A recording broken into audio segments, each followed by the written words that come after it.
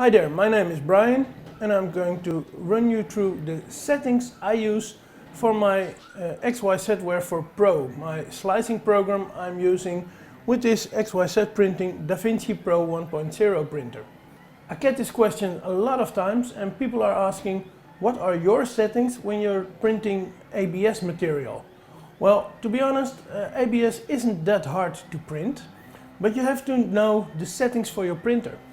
And also, you need Kapton tape on your printer and you need glue stick. Because if you don't use this, it will go wrong. So, I use this printer and it's working at this moment, so this is the background noise you're hearing. And I'm going to show you my settings I use in XYZ Pro. So here we got my XYZ Pro. And this is a design I've made to get a filament roll at the back of this printer. And you can download the link for this. You will find in the description under this video. If I'm going to print this in ABS, I go to my printer settings and I start with the printer here. Normally when I print ABS I use Verbatim. Verbatim is a brand of ABS which is, I think, a very good brand. I use the Vinci 1.0 Pro. It's an ABS. I use for the nozzle 215 degrees centigrade, so Celsius. And for the heated bed I use 90 degrees. I would prefer to go higher, but it's impossible to go higher with this printer. So if possible, I would have gone to, for example, 100 degrees or even 105 degrees.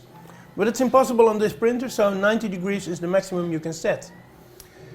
Then for the general, my layer height, it depends on what you're printing. I do a lot of rapid prototyping, and for rapid prototyping I only want to see what's the shape I'm going to get. And quite often I use 0.4 millimeters only to see the shape. So it doesn't matter if the quality is very nice or not. I use this for rapid prototyping. But when I'm really designing something which has to be strong, which has to be good, and which has to have a smooth finish, I'm going to 0.2 millimeters for the layer height. Then for the shell thickness, normally I'm using 3 layers for the shell thickness, for the top surface and the bottom surface. The reason is, if you go smaller than this, you will quite often see that the structure is going to break, and I don't like it if it breaks. And thicker than 3, I think it's not necessary. Only when you have something which has to be really, really strong, then you can go thicker than that. But 3 is normally quite okay. When designing your object, you also have to think of what is the meaning of this object. If it has to be watertight, then maybe you want to go to 4 or even 5 layers thick. But if it doesn't have to be watertight, well, 3 is more than enough. So there we are again. My infill density, quite often I use 25% for infill density. But again, this is, if I'm rapid prototyping, I go to 15 or maybe 10% infill. And I do another trick as well, because here you see the infill type and it says Honeycomb. But for rapid prototyping, why should I use the Honeycomb pattern, which is fairly slow for the printer? So if you go to rectangular, then you will see that your printer is way, way, way quicker. And only for rapid prototyping, that's more than enough. But if you want to make something which is very solid and very strong, then you're going to need this honeycomb pattern. Again, if you want to make it very strong and very solid, then you choose an infill density of more than 25%. I even go up to 75% for the infill. So this is only when it has to be very, very rugged and strong. It takes a lot of time to print though, so take that in mind. Then for my speed settings, normally I print my shells, my normal shells, at 20 millimeters per second. I think this is a speed the printer can handle very good. Then for the surface, I'm going to 10 millimeters per second because I wanted to have a nice finish. You can go to 10 or maybe 15. If you do it at 20, you will see that your finish is not that nice. So I think 10 or 15 gives you a nice finish on the surface.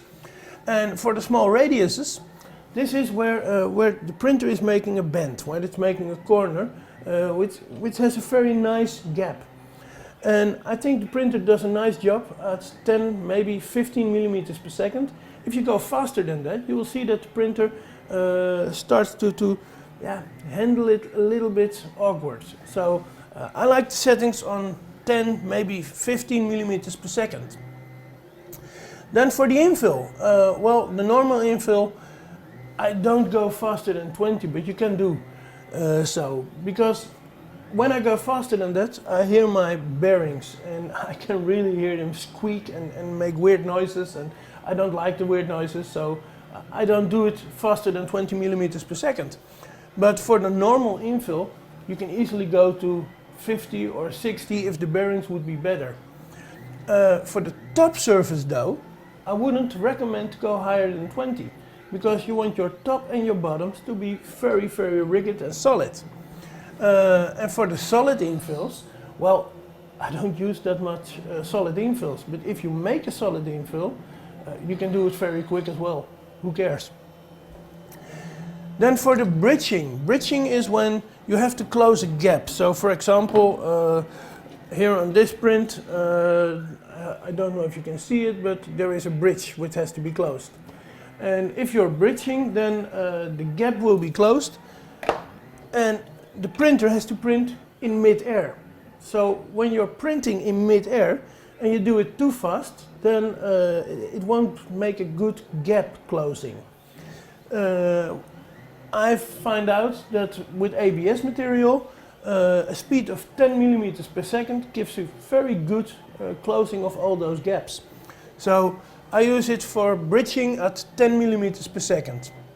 Then my non-printing movement speed is at 70 millimeters per second, but again, I wouldn't recommend it if you hear your bearings squeak and make all kind of strange noises.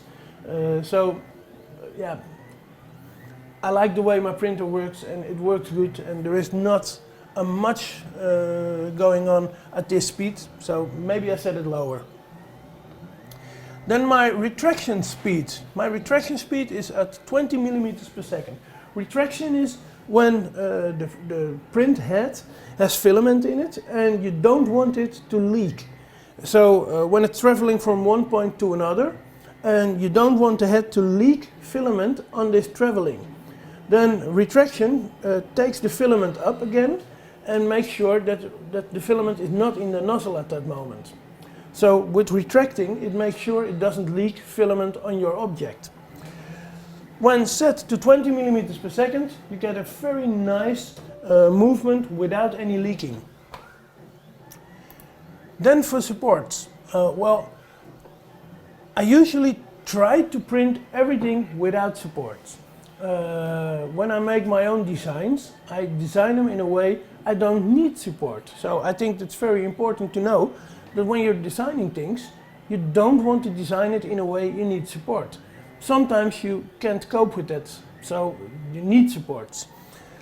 You got a few settings. You can only set low, standard or high in this software.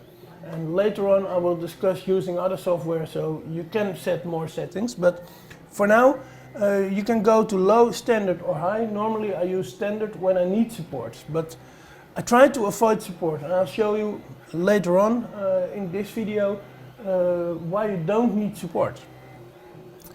Then you can also print a raft or a brim. Well, a raft, that is a structure you print on your print bed, which is fairly large on the bed, and your print will be placed on that raft, and that makes a good contact to the print bed, so warping is less significant, so you won't get that much of warping.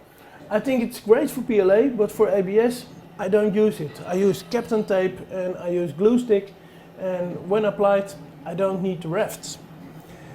Then there is also the brim, and a brim is something different. A brim is when you're printing something, an object, then it makes a ring around that object, and that ring will have a size, and you can set the size here. So now it's on 10 millimeters. I think this is great because when you're using a Brim, you can make sure there is more contact on the print bed. So for small objects, it's great to use this Brim.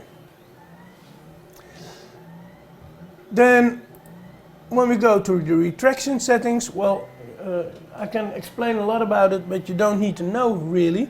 When you're using ABS, use the retraction length of 6 millimeters and use the active threshold for the traveling at 2 millimeters a second.